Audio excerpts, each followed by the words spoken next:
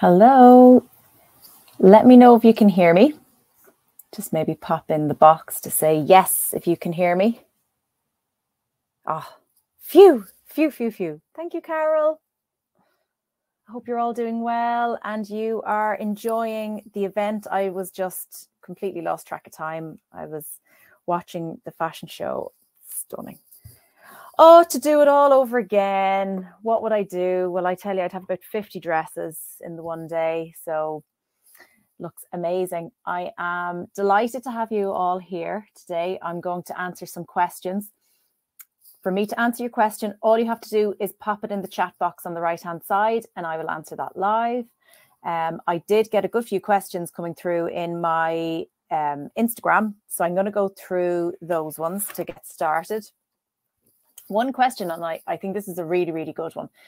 How to be mindful on your wedding day and enjoy even the process and to avoid anxiety. Well, when it comes to getting married, anxiety has always been there and not for everyone. Some people absolutely float through their wedding planning and they're absolutely fine and they enjoy every second of it.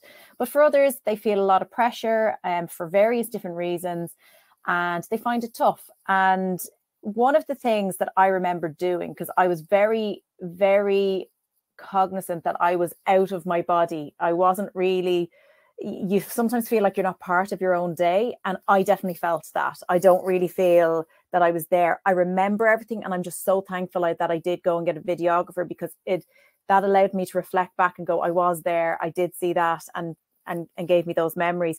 But I remember at one stage, I kind of said, I was sitting at the top of the altar with Owen. And I remember actually saying to myself, Sarah, stop. Priest was talking, couldn't tell you what he was saying, but it was just like, stop and just look around you. And I think one of the things when you are going through that wedding, when you're in trying your dress on, when you're getting together on your hen, when you are doing all of those things, I think it's really important just even set an alarm on your phone, right? Obviously not when you're up the top of the aisle, but give yourself a cue that allows you to go, stop. And just look at all of the details around you and just ground yourself. I actually found that was really, really helpful for me. And it actually did that whole job because I distinctly remember those details and I remember those moments and I remember how I was feeling in that moment. And the rest of the day went on, in a complete blur, but that is a really good one. And in terms of managing anxiety in the lead up, like with anything, this is like such a huge project. It's such a big event. There's so much anticipation. You're in front of a lot of people and being the center of attention. And that's, that is really daunting in itself. And I think what you have to do is really mind yourself. And I'm looking forward to talking to Hayley Madigan about minding yourself later on. But it's that typical thing of hydration, keeping, getting good sleep, drinking water and eating really, really well. Like don't diet. Don't restrict, eat well, eat good food that's just really, really nourishing for you. I went down, and apologies, that's my dog. God forbid a dog went by. So just make sure that you're minding yourself with that. And as well, talk to people. It can feel quite isolating because you're churning an awful lot around in your own mind. So making sure that you surround yourself with people that are really, really good to you and will be great cheerleaders for you. And also I got a lot of questions about, and again, sorry, I got a lot of questions about, the restrictions and a lot of questions about the recent update. So as of now, there are no restrictions on a wedding apart from there's a curfew at 12 o'clock. So of course with that to me, considering where we've come from and how it was before, for me, that's not as bad as it was. But in terms of for those shopping, you can still go out and visit a venue. You can still go and have your dress appointment. You can still go and do your suit fitting. Retail is open. All of that's fine. It's really around the actual day of the wedding. The big thing that I'm being asked now is how long do I think this is going to go on for? How long will restrictions, will they get worse? Will they get better? The answer is we just don't know.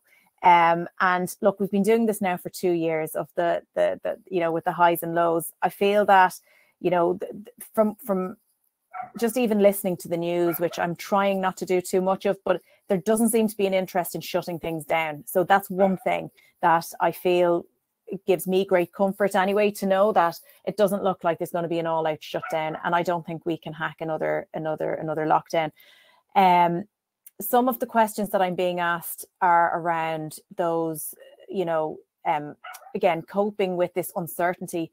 What I will say is, in comparison to this time last year, we do have a lot more confidence and certainty that we didn't have this time last year. So I hope that brings you comfort in itself.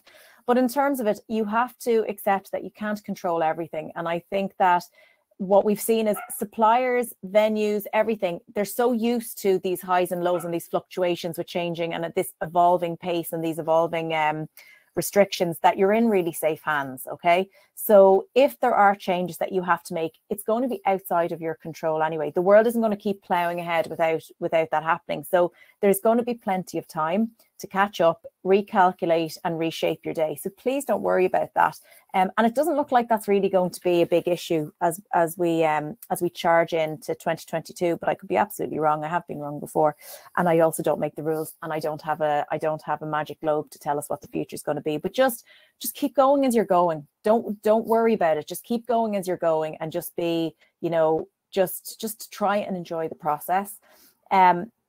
And also a lot of questions around, should you be asking your guests to do antigen testing? So at present, as per the government and the Fáilte Ireland guidelines, guests don't have to produce COVID certs, and they don't have to show that they've been fully vaccinated to attend a wedding. Okay, so that's number one. It's not the same as a restaurant. You needed to go inside and sit down. So this is really down to how you decide that you want to run your day. And some venues have opted, and they have said that, you know, we personally are going to take an added measure and say that we are going to ask for COVID certs for anyone attending a wedding, and that's their choice to do so. So as a bride and groom, a lot of questions around brides and grooms having a preference for asking guests to do an antigen test the night before attending their wedding. If you want to do that, and that's what gives you comfort, and you're thinking about some of the more vulnerable family members around your big day, absolutely. Look, I think we're now in a culture where it's not unexpected, and every news bulletin and every conversation about this is all about, you know, and, you know, people should be doing antigen tests if they're going into, you know, big events, or if they're going out on nights out and so on. So I'm not completely opposed to that, but look, this is completely your choice. If you want to ask people to do an antigen test for their own protection in advance of coming to the wedding, absolutely go and do that. I did hear from a bride, and she told me that they did the antigen test a day or two before the wedding, and turns out the groom had it, so they had to postpone again. So I think it's, you know, if that wedding had gone ahead and they didn't do that test, they would have been none the wiser and could have spread that, you know, pretty fast, because everybody would have been coming up to do either an elbow pump or a hug or whatever it might be. So it's just really, really, really mind yourselves. There has been also questions around bridesmaids gifting. So with some of the bridesmaid gifting, I get asked this quite a lot. There's a lot that want to do, you know, something unique, something sentimental, and something that like says bridesmaids. And actually, Carol is on from Hannah Lee. Definitely go and visit her booth, because I got to see some of the stuff that that Carol hand makes, and it's spectacular. It's really good. So you can get some really nice bridesmaids personalized items, and you can get little, you know, all these different things with their names on it. So definitely pop over and have a look. I won't tell you too much about it, but pop over and have a look. But again, I think with when it comes to gifting, whether that is for bridesmaids or groomsmen or mothers, fathers, I think sentimental, something that they'll remember the day by, is always a good way to go. So whatever you can get personalized, or something special like a nice token piece of jewelry, is always it's always a winner. Some questions, and I know this isn't relevant for absolutely everyone, but there was one question I got in about the come down after a wedding. They're already preempting that it's going to be a tough come down, because they're enjoying their wedding planning so much. And I'm delighted to hear that, because generally I only hear when people are having trouble. So I'm so happy to hear that you're enjoying your wedding planning.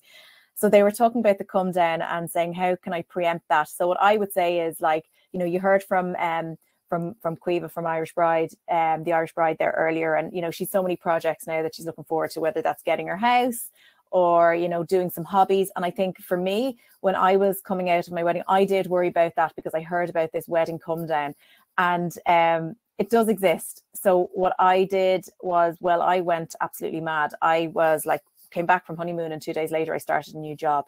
So that, for me, there was no time to actually dwell on the wedding and all of that. But as well, it's really good a couple of weeks after the wedding when dust is settled, and of course you start to hit that low, and it's usually in like into the month after, arrange to have a nice meal with even your bridal party again, so you can just catch up and just do it without that pressure of like, you know, a wedding and the only thing you're going to talk about is a wedding. It's really nice to catch up and check back in with friends and see what life has been like without this all-encompassing consuming wedding.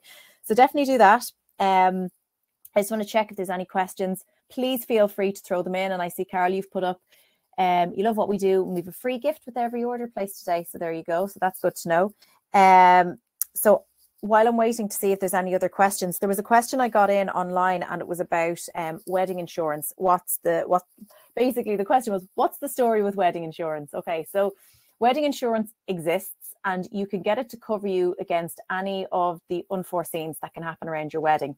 Now, majority of insurers are not insuring for COVID-related, for some of the COVID-related changes to a wedding. So just to bear that one in mind. So really read the fine print. But ultimately what it's there to do is, if there is a letdown or a failure for whatever reason, or you have to cancel something like that for personal reasons, extreme reasons, you will be able to, your wedding is insured, and you'll be able to recover your finance that you've invested in it.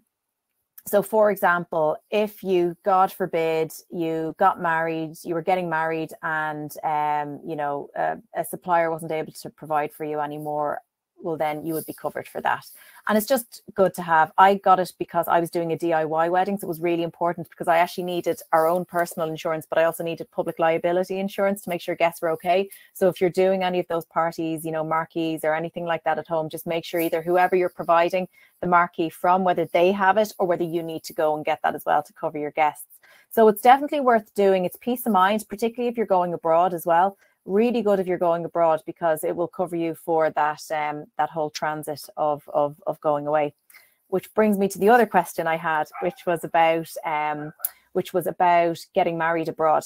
So what's the story? Is it okay to go ahead and do that at the moment? It is. So at the moment, right, there are certain countries that are locked down, but from a year out, if that's when you're planning on getting married, or, you know, coming up to the summer, whatever it is, we don't know. But if your dream is to have your wedding abroad, and that's what you've always dreamt of, well, I wouldn't let what, you know, the ups and downs take away. Like we see the likes of Sinead the blogger, she's getting married in Spain, so she postponed her wedding out, and she's still going ahead now, and that'll be coming up pretty soon. So so I wouldn't let those things deter, and I think we really have to be mindful of, you know, go ahead and plan your wedding and just really enjoy the process. Try and park whatever's going on, because you'll deal with that as it comes to you whenever your wedding comes around.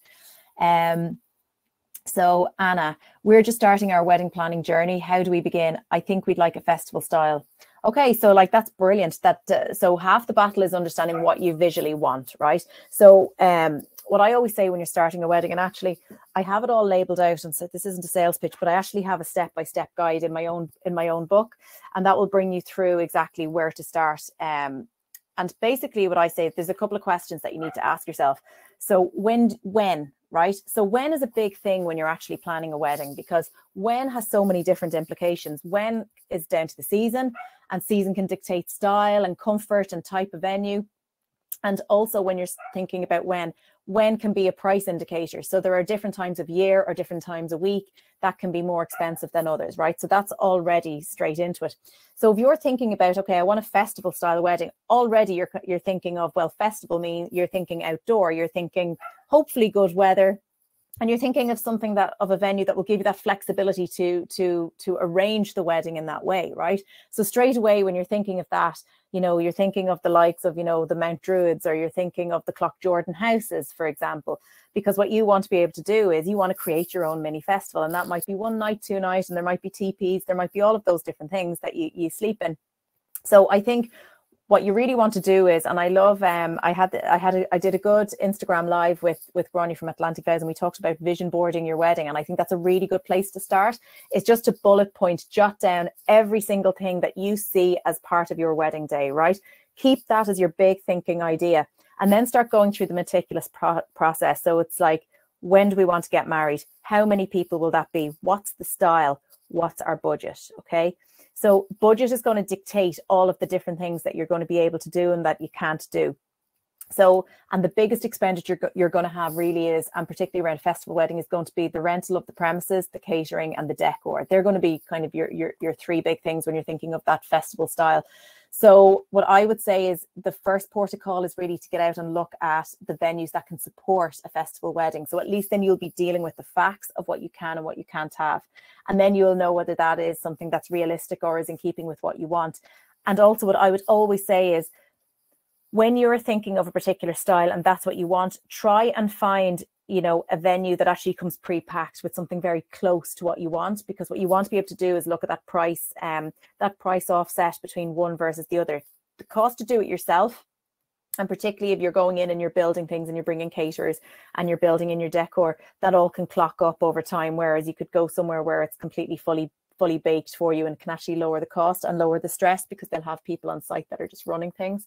So absolutely, I think stage one is finding a venue that you can actually have a gorgeous festival style and bring all of that to life. And, you know, particularly in Leinster, there's so many venues that do it, particularly around, you know, on the outskirts of Meath. So once you go into the likes of the outskirts of Dublin, so you're looking at your Meath, your Carlows, your Wexford, your Wicklow's, and Kildare's. There's a lot of really nice venues that can do that. And I know that there's some venues that are on here that have land and they're set on, you know, a lot of acres that you could probably take over and run it a little bit differently and still have the comforts of those hotels. So definitely venue, start at your venue and work back from that. Thank you so much, Anna, for the question. If anybody else has a question, please do jump in. And also, one of the other questions I got was about, there was one bride who got in touch and said that feeling a little deflated. She feels that there is zero help from the people around her. The age-old story, so bridesmaids, groomsmen, parents, etc., and sister, they're not really getting excited about her wedding. And I think that is that's really hard, because you're almost tiptoeing around your own joy and your excitement, and you want people to be part of that. You want to be able to talk about it, and it's you know, that's all part of the process. You want people to be really excited with you. So I think a couple of things that you can do, and I think we're also in a really funny time where people haven't been, like, I think it is getting better, but not everybody's been in fantastic form, and people can be nervous around the whole concept of a wedding right now. So there might be something that's more on their side than it is about you. So try not to take that personally, is what I would say, because it's never something to do with you personally. People are happy for you to get married. And also, not everybody likes to be part of weddings. They're not interested in them, right? And I learned that through my own wedding. It's that actually, you know, not everybody really cares about where I got my napkin rings from, right? And that's an extreme example, but it's just to let you know. But I think if you want to bring people in and get them involved in your day, I would always say, okay, here are all the jobs that I have. And I pick out maybe some small jobs and say, you know, Mom, I have this thing. Can you come and help me pick out a cake? And it's one job, right? But it means that you're asking them and saying, please come with me to do this one job. It's low commitment, and then come. And then you can kind of start building up like a little bit of interest, because you then start talking about maybe the other things, and then they feel like they've got ownership. And in some cases, I actually delegated out work to other people. So at least then they went and did it, and they were happy to do it. Sometimes people just want direction and they just want to be told. So of course, do that. And sorry, Edel, I see there's a question here. Did you have any non-negotiables? Anything you think a bride can't be without? I think this is really subjective, and I think it's really down to you. But for me, the non-negotiable was I wanted like a 90s themed wedding band, and nothing could stop me from getting my Spice Girls medley. Like, that was it. Like, it just was non-negotiable. And the non-negotiable was that I was going to do a DIY wedding. Wild horses couldn't have stopped me from doing that. And God forbid anyone that tried to step in the middle of it.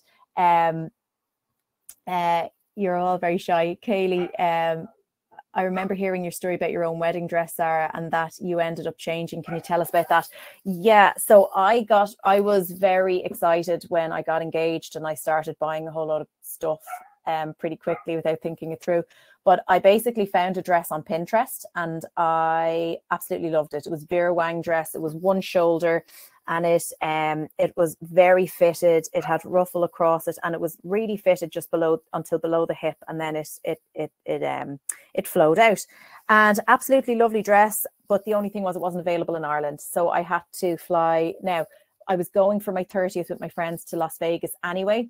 So we went over and I basically got the dress with my chief groomsman, and my bridesmaid was there, one of my bridesmaids, and picked it up, delighted, came home, put it on, and I tried it on, and showed mum and dad, and mum and dad were like, oh, that's nice, that's nice, that's nice. And then the more I tried it on, I was like, this is not me, and I can't picture this in my DIY wedding. How am I going to actually move around in that like uneven ground with all the gravel? And I was like, this would be perfect if I was getting married in a castle, but it's actually nothing. It doesn't represent the day, and I actually don't really feel I'm in love with it. So luckily, Adele from Timeless Bridal Wear, she was taking brand new designer high-end dresses, and she was doing, they used to resell dresses for brides. So I went into Adele, and basically she said straight away, absolutely. And I sold that dress with her. And then I bought my tea-length dress, which was ideal for my wedding because it was outdoors, gravel, landscape garden, and it was just perfect for that. So I was delighted with that, and that made more sense. How do you cut down guest numbers? Planning a wedding for 2023, hoping to have full numbers, but it's way over numbers we had set, +1s for people. Okay, so Lisa, right, so you still have loads of time is what I'd say. So don't sweat, and a lot can evolve in a year anyway, and you don't have to send out your invitations anyway for a good while. So what I would do is I wouldn't worry about it right now, because like one thing I learned was what my original wedding planning list was very different from in parts to the final one. Okay, now when it comes to cutting down numbers, you don't have to cut anything yet.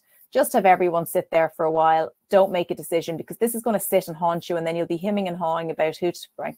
Just have a wedding guest list at the moment, which is in the ideal world who would be there. Closer to the time, then you start getting a lot more ruthless about it. And when you start to cut, and I think there's a couple of things, and I did a podcast with Choupy, who does beautiful bridal jewelry, and she had a really good way of saying it. Like, she only wanted the people there that she would call if her leg was falling off at 2 a.m. in the morning, right?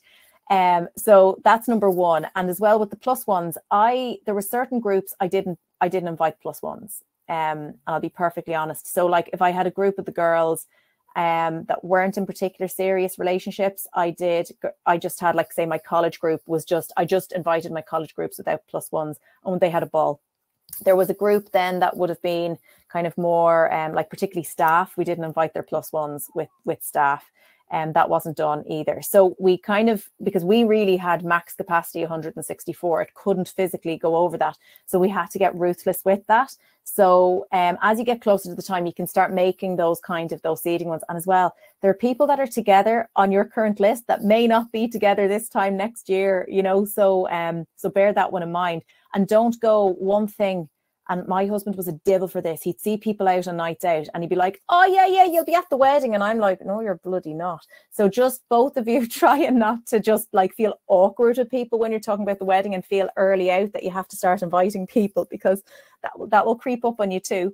But yeah, don't do the death by +1s. One thing I particularly said to my husband was, because if it was left to him, he would have had like about 500 people. But I said, I do not want to meet somebody for the first time at my wedding. That's it. And I said, I don't want somebody who doesn't know me listening to my father's speech about me. And basically, when I was doing the list, I kind of went through that and really thought about that deeply. And there were some people that I hadn't met in person, but I would have known all about them, and I might have seen them in passing or heard of them. And things like my boss's wife, like things like that, they were absolutely fine. But no, I think that closer to the time, you do start to get a feel for it. So don't fret about it just yet, and don't feel you have to refine it down. Just go with the flow is what I would say.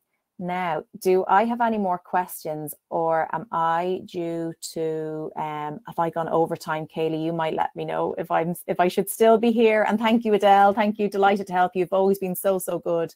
You have fantastic dresses. They do up to 70% off designer dresses, brand new, and they are amazing. I always have a great time when I go in there and start picking apart dresses. But yes, I hope you all have a fantastic day. I hope you're enjoying it. I'd love to hear, are you having a good time? Are you enjoying visiting all of the suppliers and seeing the discounts and prizes that they have? and the bridal fashion show. The next one is up at 2:45. That's not long. And then myself and Hayley Madigan Fitness are going to be back on here in session. So you come out of this session, there's another session with Hayley's name on it, and we will be chatting through all of that, minding yourself in all of the ways, mind, body and soul, at 3 o'clock. So I'm going to sign off. Lovely to see you all, and thank you for contributing and asking questions, and for those ones who came through on Instagram earlier on and were asking questions. And sorry, Fashion Show 2 is on at 2:45. Yes, so I said that one right. At least I gave that right time. And Hayley Madigan is on at 3. So guys, I'm looking forward to seeing you back again at 3 o'clock in Hayley Madigan's session. So join us there and come ready with those questions. And remember, have a great time and soak it all up today. Thank you.